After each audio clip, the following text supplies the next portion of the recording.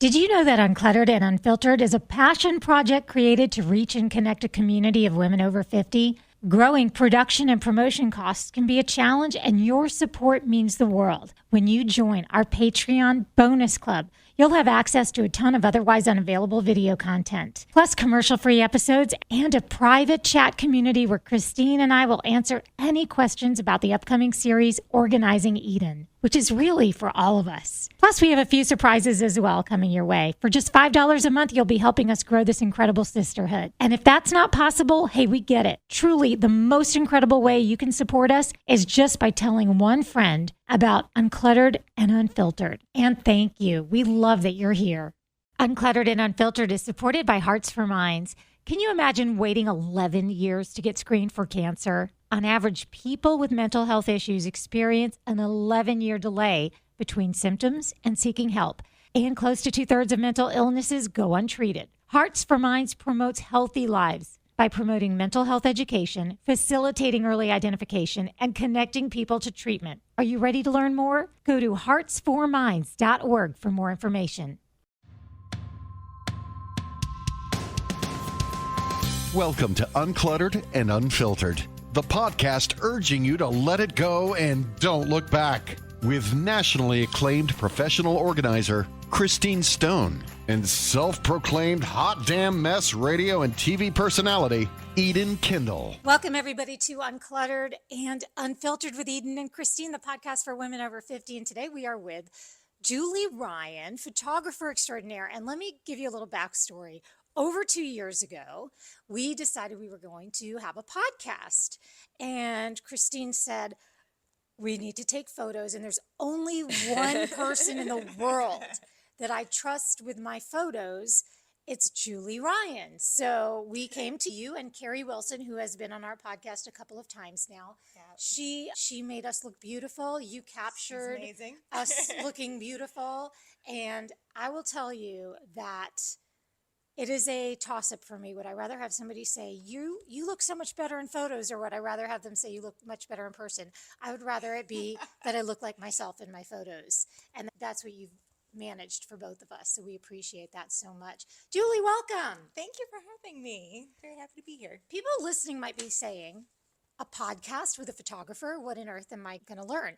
When you are over 50, sometimes it can be stressful when you know that there's a photo session in your future. Not just a photo session. I think when I go to dinner and someone's, everyone says, come on, everyone take a picture. And I'm like, I want to be in the middle. You know what I mean? Like, I didn't want to be, because how many times do you have to put your hand on your hip when you're at the end?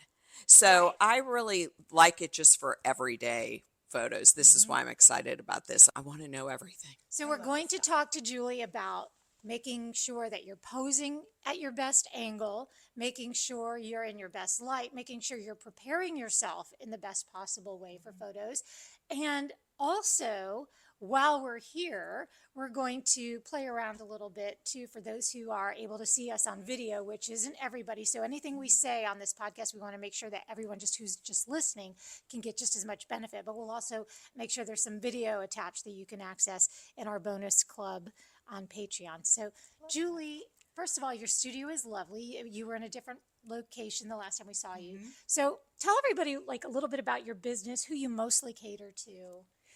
We work predominantly with women, so I hear all the reasons why they don't want to be photographed. They're not comfortable in front of a camera. So that's one of my very favorite things. I love this topic because it really applies to everyone, but particularly for the more mature woman, these things come into play even more. So I love this topic, and it's one of my favorite things to do is to make people feel comfortable in front of the camera, and which I think you do amazingly bring well. out them and their personalities and their beauty, because everyone's different, and so posing for your body type is important, but bringing out your authentic self is just as much, if not more important, showing personality, and that's what we try and do. Agree. So why don't we go down your list, Christine? So I had a long list, being over 50, 61 myself, and so the first thing is, are there any angles that can highlight your better features when you're over 50? Absolutely. So for our curvier ladies, so if we're thinking about perspective, from the camera's perspective, whatever is closer to the camera is going to appear larger. Whatever is further away from the camera is going to appear smaller, right? Oh. So from that perspective, so if you are, for our really curvy ladies, if you want to show off those curves, you're going to bump your hip towards the camera. If you want to minimize, you're going to pull it back away from the camera and kick your hip the other way. And I can show you Oh, wow. how that's done. Oh. Yes, but that's a quick, easy trick, one of my favorites to show off or What about the minimize. person who typically likes to hide in the back for a photo? That's obviously going to make you look the smallest and the tiniest, but you also don't ever have any photos of yourself looking happy and having a good time with friends. Yep, and when I'm photographing a group, I always call out that person that is trying to hide in the back and Ah. say, come forward because we want to see you and celebrate you as well. So it's important to be seen in photos. And yeah, so I always call those people out a little bit. It takes a Bring little them bit. forward. Yeah. There's a little psychology that goes along with what you do. Yep, absolutely. But you don't want any like small floating heads in the background. Right. If you can keep everybody on the same plane or pretty close together, you're going to get the most natural looking shot. Okay. And what about how do we minimize the appearance of wrinkles or other age-related There it things is. going There it on? is. Let's go right for it. This is a great question. Because a 25-year-old coming in here and getting a photo taken versus a 58-year-old, it has to be different. Absolutely. Yes. So what I would recommend if you are shooting with just your phone, iPhone or whatever phone you have, if you can find a big window that has really soft light coming into it, that's a great way. You're going to stand in front facing that window, and that's going to give you really even, beautiful light. And what that does is it's not the wrinkle that you're seeing, it's the shadow that's created by the wrinkle if you have really harsh light. So if you can use really soft, beautiful light that is really big in front of you, it's going to fill in all of those shadows and those wrinkles will just disappear. Oh, that alone was worth this trip. Exactly. So that brings us to lighting, because if they don't come to you, are there certain lighting techniques besides natural light that can help someone take a photograph? Especially in this day and age where Amazon has so many choices. We're not asking you to recommend one specific thing, but what are we looking for? Yeah, any sort of continuous soft light if you're shooting for Instagram or whatever and you're shooting at your home, just having that light like our light is here in front of us, directly Great in light. front, that's filtered and just really nice and soft will create that beauty light that you see in fashion. And that's a really gorgeous Beauty light. Beauty light. Yeah, soft, even light. So as opposed to the ring light that people have. The ring light can work really well. You just want to make sure it's placed properly so that it's slightly above your face. So the bottom of, so that way you create a beautiful shadow under your jaw as well, and it defines the jawline and highlights cheekbones while getting rid of wrinkles. So it has What to you're be seeing. positioned above.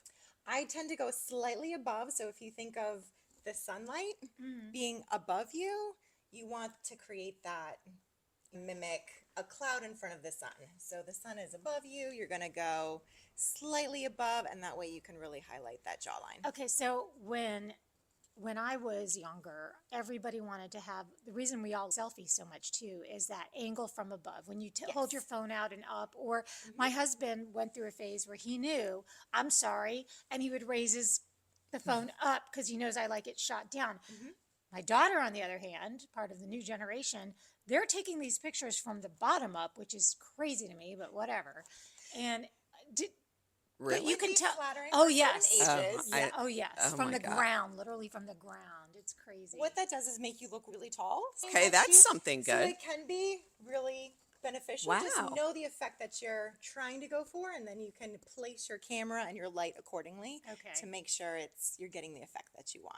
Okay. But yeah, taking the picture from slightly above tends to be a very flattering. We don't want to go crazy and have it super high up because that's going to distort the image and make you look shorter or more compact. Okay. And a lot of women want to look taller. Okay. So let's get on the subject of clothing. So I say, oh, Julie, I want to come in and get my pictures taken. When you're over 50, everyone has something they're going to complain about, whether it's their arms, their legs, their neck. How do you recommend people when they're coming clothing wise to dress if they want to feel their best? Absolutely. So fitted clothing, I always recommend to people. Loose, flowy looks wonderful in real life because you're seeing someone move. It's not a still photograph. So if someone comes in with their favorite dress that is very flowy, I will clip it in the back so that no one sees, but it doesn't hide their shape. So we want it to be fitted. Undergarments, I will say, play a lovely role. Yes. For a lot of women, it can be, think about that foundation and then putting So on shapewear. Shapewear is fabulous, can just take care of some things right off the bat that we don't even have to think about. And then fitted clothing, oftentimes solid colors tend to photograph a little bit better than a really busy print because we want whoever we're photographing, our client, to be the star and not necessarily what they're wearing. But sometimes I'll have a client bring in their favorite dress and it's pattern and they love it and they feel great in it and it works beautifully. So, I would say fitted let's clothing. talk about that. Okay, let's say I've come in, I'm wearing something that's fitted and I am standing in front of your camera. And this advice I'm hoping will be for somebody also who's just standing in the park or in front of a landmark and wants to have their photo taken by their significant other or their friend. Do I plant my feet next to each other? Do I angle towards the camera? And again, we will have some video. Wait. Sorry, low battery. No, that's okay. We'll be fine. We will have some video, by the way, of this pose. But how do you pose? Do you plant your feet? Do you face the camera front on? So I always think about angles. Most people have a sense of what angle they prefer or what side. A lot of people have a favorite side of their face. So putting that closer to the camera and then always, so instead of having your feet and standing parallel right in front of your camera, you're going to angle slightly to the side and then a little head tilt, pull your arm back. I know you kept telling me, pull your arm back, pull your arm back, pull your arm back. Yeah, but it made it's necessarily, not. but it looks beautiful. I have a habit of doing that teapot thing, so I've never thought about that. So pull it back. Yep. So if you let your arm elbow wrap around your body, or you can have it up. Another awesome trick is to pull your upper arm. If we have it like flat and squished up against our bodies, it's going to flatten it out. And I hate that. I hate that. It's going to make it appear larger than it actually is, and we don't want to do that. We want you to be your normal, fabulous. So you're going to just pull your arm, exactly what you just did. What? Just pulling your elbow away from your body. So it's tiny not, bit. okay. Unless you're going to pull it behind and wrap, you're going to pull it slightly out to create that beautiful shape. Uncluttered and Unfiltered is supported by Hearts for Minds. Can you imagine waiting 11 years to get screened for cancer? On average, people with mental health issues experience an 11-year delay between symptoms and seeking help. And close to 2/3 of mental illnesses go untreated. Hearts for Minds promotes healthy lives by promoting mental health education, facilitating early identification, and connecting people to treatment. Are you ready to learn more? Go to heartsforminds.org for more information. And to slim And that is one of my pet peeves, too. A lot of times I'll look like I have these truck driver arms. No offense if you're a truck driver, but I have these big old arms, and people will meet me. They're like, you look a lot smaller in person. Yeah. And I think they thought I was going to be this really big upper body in my person. Business, what I hear the most from women is arms are their number one complaint. Yep. Right? Yep. We all have Absolutely. heard that. I know it's the case for myself, and 3/4 sleeves can be a fabulous way to take care of that. Body makeup. Wait, body makeup? And they have all the different body makeup? Body makeup is you put it on and it covers imperfections. Wait, doesn't Julie do that in post? No, but I'm saying if you decide, if I were to go sleeveless, which I wouldn't for a photo shoot, but if I did, I always put a little body makeup on just to cover like up imperfections on your skin. Only for photos, or I don't would put it on every day. But there are little tips and tricks that, like, now we're on the subject of hair and makeup. Just to make someone feel better, what is your thought on getting their hair and makeup done if they're going to come get a professional shoot? You all know Carrie Wilson. She is phenomenal. So we try and take that homework off of someone's plate. I think it can be very beneficial to work with a professional that knows how to do makeup for camera. So if you're able to hire a professional artist, one such as Carrie Wilson, that would be a great way to get you looking and feeling your absolute best before you step in front of the camera. And it's so easy to go get a blowout these days. Oh, too. So yeah. You So don't have simple, to wake up in the morning and be stressed. Am I going to have a good hair day or a bad Right. hair day? Exactly. So doing some of those things, but I would recommend trying to work. I'm no expert, but trying to work with someone you've worked with once before at least. So Yeah, don't do it the first time Right. and not because that could be a disaster. it sure could. Yeah, work with someone that is a referral from a friend Right. that you know or you've worked with in the past. It's important to have that trust factor. And what are some things you shouldn't do, like 24 hours, 48 hours, or even maybe 3 to 4 days before a photo shoot? I would say spray tans are no, especially Really?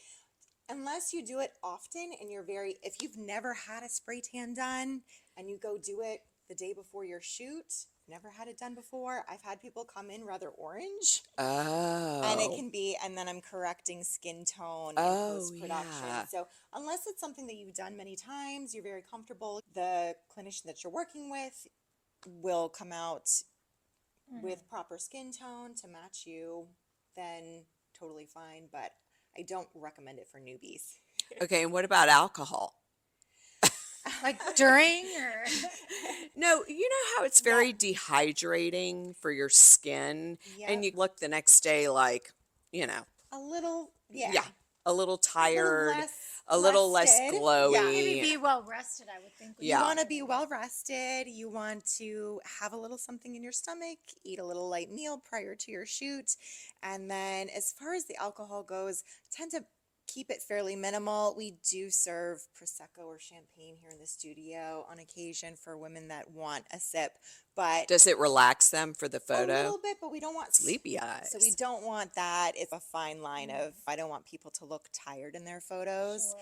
And then part of I think the experience of having a photo shoot done is the nerves and the anticipation, and I don't want to take that away necessarily, especially if we're doing a boudoir shoot or something like that. I want women to feel all the feels and feel really The empowered when they boudoir leave. shoot. We haven't even really thought much about that, but that is a whole topic right there, isn't it? It is. That might be for another day. I don't know at 62 if I'm doing a boudoir shoot, but hey, might you be never know. You surprised. never ever know. What is the oldest client you've ever done a boudoir shoot for? I believe she was 74.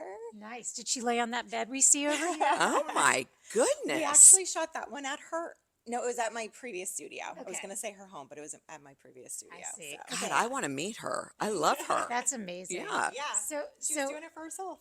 what are some things you will and you will not do as far as after the fact? Obviously, we've all seen those AI photos that people just load any selfie and the next thing they look like a movie star, and you can tell immediately. I'm sorry, I can look at those pictures and know that they are artificially created. But what will you and will you not do? Because part of the professional photo experience is knowing that some of these wrinkles are going to be diminished and later. Proper lighting and posing, like we already talked about, goes a really long way. So my goal is always to get things right in camera as much as possible. I do tell people there is a little touch of magic in the post-processing, but I don't want to change someone. I'm not going to change their bone structure. I'm not going to make them look like someone that they're not, because I think everyone is worth celebrating just the way they are. I don't want anyone to do an edit and over edit. I'm not a fan of whatsoever. But I'm not going to do that to someone and make them feel less than. Oh, I needed to be changed. Right. Or I wasn't good enough at the beginning. Now I'm worthy or whatever. But what if someone wants, say they Yeah. get their photos and they say, oh, can you get rid of those crow's feet? Like something like I'll that. soften. You can soften. Yeah, but what I tell people, I get this question a fair bit. Can you take out every single line and wrinkle? And what I tell people is, even children, when they smile, they have wrinkles. Children. So Yeah. if we take those all away, you're going to lose the humanity of the shot, and you're going to look like a plastic doll, and it's going to lose some soul, and I don't want to do that. I So love I want that. to keep the soul, and sometimes it's our flaws that make us the most beautiful, so why not celebrate those things that some people might perceive as a flaw? It really makes you unique, and it's part of who you are, so let's celebrate it and capture it. I love that. So the last question I have is, how do you make people feel comfortable? Say they've never done a photo shoot and they're so nervous Yes. because they don't know how to stand or smile, or they just feel totally uncomfortable in this setting. How do you relax them and make them feel comfortable? That's a great question because many of our clients do come in very nervous, some of them shaking nervous. And one of the things is talking them through what's going to happen before they even get here, talking through their wardrobe, what they're going to wear. It sets the stage of what they can expect, so it makes them feel more comfortable. And then once they're sitting with Carrie for makeup and helping them relaxed, they look in the mirror and they're like, oh my goodness, I look incredible. That's going to make them more comfortable in Right. front of the camera. So by the time they get to me in front of the camera, they're already feeling and looking amazing. And that's going to naturally shine through. And then if they are still nervous, one of my favorite things to do is pose people for their body type. And when I'm giving them instructions and telling them what to do, they stop being nervous because they're just so busy following instructions. I remember being a nervous wreck when we came to you because I was in the growing out a pixie phase of my life. So I had this mop of curly hair, and the minute I walked in, it was like a sisterly kind of almost like getting ready for somebody's being in a wedding party or something. Everybody's complimenting and, oh, this looks great and this looks great. And there's just this feeling of confidence boosting that was happening. It was a woman to woman moment. And I'm not suggesting that you shouldn't ever have a male photographer by any means. There are probably very talented male photographers out there, but there was really something to being among girlfriends that gave me some confidence because it was at a time in my life that I wasn't feeling great on camera. And I love those photos. I love those I know photos. we really do love our photos. So yeah, that's Yeah. I love We all like to these. laugh and Yes, Yes, you have had us fun. laughing, and one of That- them, I Yep. know I was laughing. I remember Yep. the moment.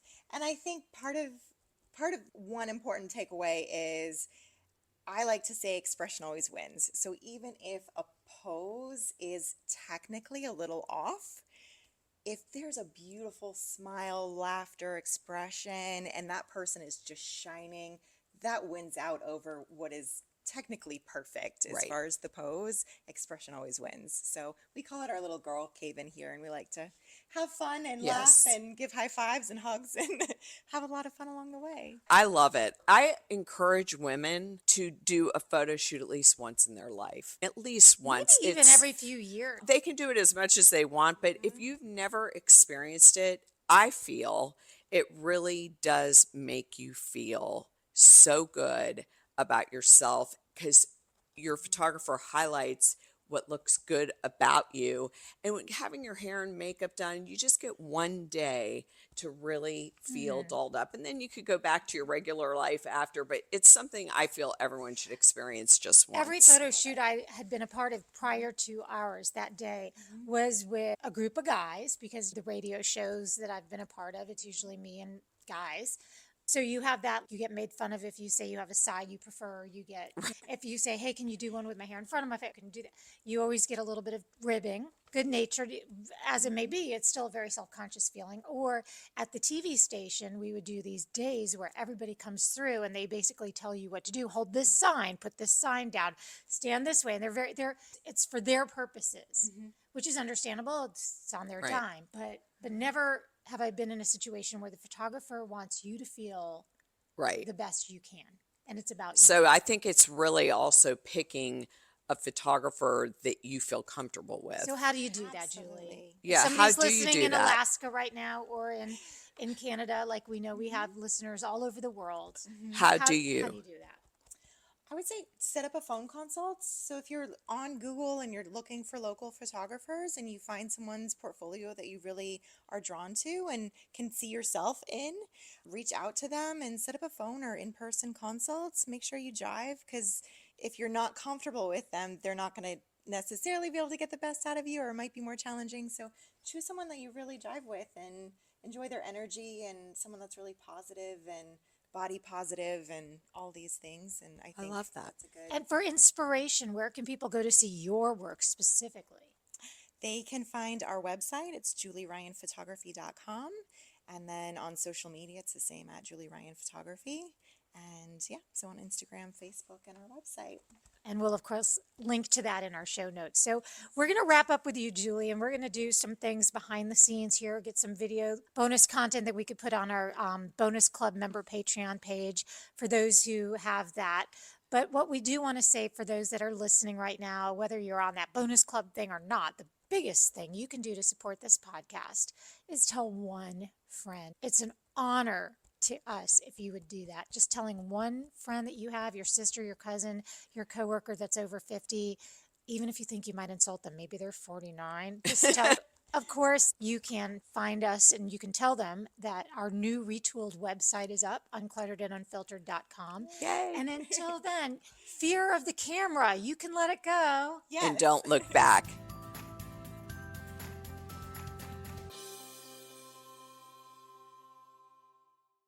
Did you know that Uncluttered and Unfiltered is a passion project created to reach and connect a community of women over 50? Growing production and promotion costs can be a challenge, and your support means the world. When you join our Patreon bonus club, you'll have access to a ton of otherwise unavailable video content, plus commercial-free episodes and a private chat community where Christine and I will answer any questions about the upcoming series, Organizing Eden, which is really for all of us. Plus, we have a few surprises as well coming your way. For just $5 a month, you'll be helping us grow this incredible sisterhood. And if that's not possible, hey, we get it. Truly, the most incredible way you can support us is just by telling one friend about Uncluttered and Unfiltered. And thank you. We love that you're here.